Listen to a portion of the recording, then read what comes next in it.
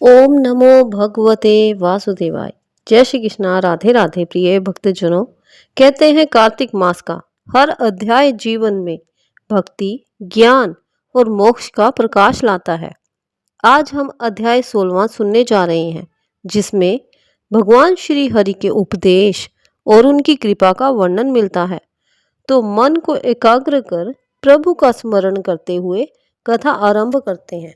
नारद जी कहते हैं कि अब मैं दीपदान तथा भगवान के मंदिर में मार्जन अर्थात झाड़ू का वही महात्म्य कहता हूँ जो ब्रह्मा जी ने मुझे बताया था।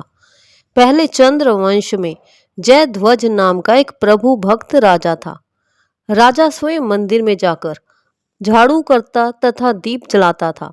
एक समय वितिहोत्र नाम वाला राजपुरोहित स्वयं राजा को ये काम करते हुए देखकर विस्मय से पूछने लगा कि हे राजन, भगवान को प्रसन्न करने के और भी अनेक भक्ति के कार्य हैं, परंतु आपकी श्रद्धा मंदिर में झाड़ू तथा दीप जलाने में इतनी अधिक क्यों है? कृपा करके इसका कारण कहिए। तब राजा हाथ जोड़कर बड़े नर्म भाव से कहने लगा कि महाराज, इस संबंध में मेरे पूर्व जन्म का एक अत्यंत विस्मयकारी इतिहास है, जो भगवत कृपा से मुझे इस जन्म में भी स्मरण है।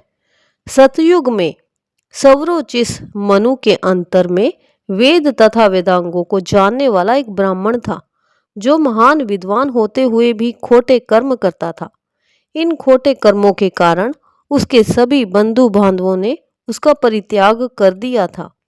एक दिन वह भूख और प्यास से अति दुखित हो घूमता फिरता नर्मदा नदी के तट पर जा पहुंचा और वहीं पर उसने अपने प्राण त्याग दिए। उसकी स्त्री भी व्यभिचारिणी थी, अतः उसके बंधुओं ने भी उसे घर से निकाल दिया।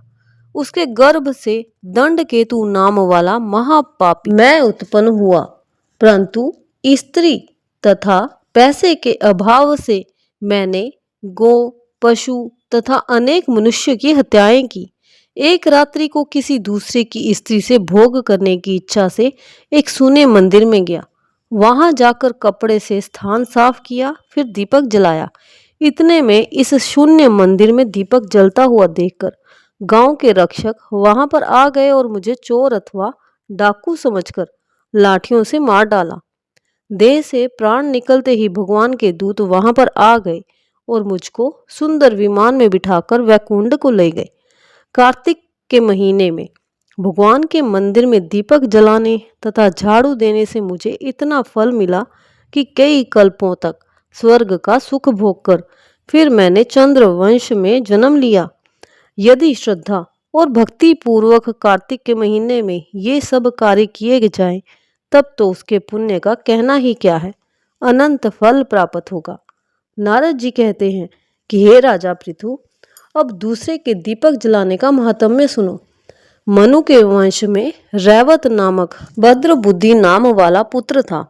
फिर उसके यहाँ महापराक्रमी सुदर्शन नाम का पुत्र उत्पन्न हुआ। भद्र बुद्धि की राजधानी नर्मदा के तट के समीप महेंद्र पर्वत पर थी। एक समय सुदर्शन वन में शिकार खेलने के लिए गया। अपने साथियों के साथ घूमते फिरते उसने नदी के उस पार एक सुंदर कन्या को देखा। तब अपने साथियों को वहीं पर छोड़ घोड़े पर सवार हो सुदर्शन तत्काल नदी के उस पार जा पहुंचा। वहां उस रूपवती कन्या को देखकर वह उस पर मोहित हो गया। कन्या भी शोभा युक्त उस बलशाली वीर पुरुष को देखकर लज्जा को प्राप्त हुई। फिर सुदर्शन के पूछने पर उस कन्या ने बताया कि वे गौड़ राजा की पुत्री है और उसका नाम मदनालसा है। अपनी सखियों के साथ क्रीड़ा करने के लिए यहाँ पर आई है। तत्पश्चात उन दोनों ने गंधर्व रीति से वहीं पर अपना विवाह कर लिया और कुछ समय तक नर्मदा नदी के तट पर विहार करके पुनः अपने घर पर आकर आनंद पूर्वक रहने लगे। कुछ समय बाद राजा भद्र बुद्धि अपने पुत्र सुदर्शन को राज्य सौंपकर वन में चला गया। तत्पश्चात सुदर्शन बड़ी राजनीति से राजकाज चलाने लगा। रानी मदनालसा सदा अपने पति को विष्णु भगवान की पूजा का उपदेश करती रहती थी। इस प्रकार दोनों ही भगवान के बड़े भक्त थे।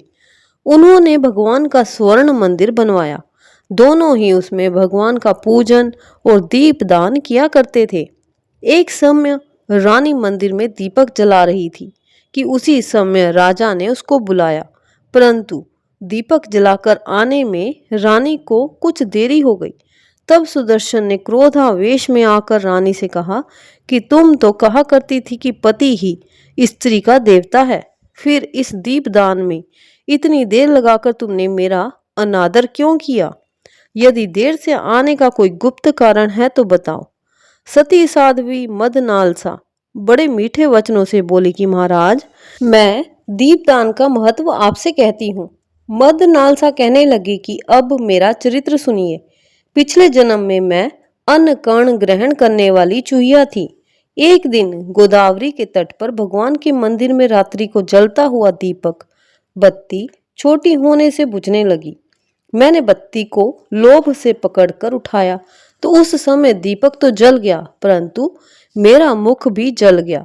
इससे दुखी हो मैं मृत्यु को प्राप्त हो गई, परंतु क्योंकि रात्रि के समय भगवान का दीपक प्रज्वलित कर दिया था, इसी कारण मैं ऐसी रूपवती आपकी रानी बनी।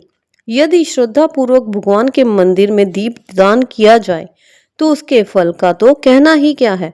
अपनी रानी के मुख से ये सब सुनकर सुदर्शन कार्तिक मास में व्रत करके आजीवन भगवान के मंदिर में दीप दान करता रहा और अंत में वैकुंठ को प्राप्त हुआ। बोलो विष्णु भगवान की जय, माँ लक्ष्मी की जय। विष्णु भगवान की और माँ लक्ष्मी की कृपा सदा आप सब पर बनी रहे और हमेशा कार्तिक मास में दीप दान करते रहे। जय श्री कृष्णा, राधे राधे।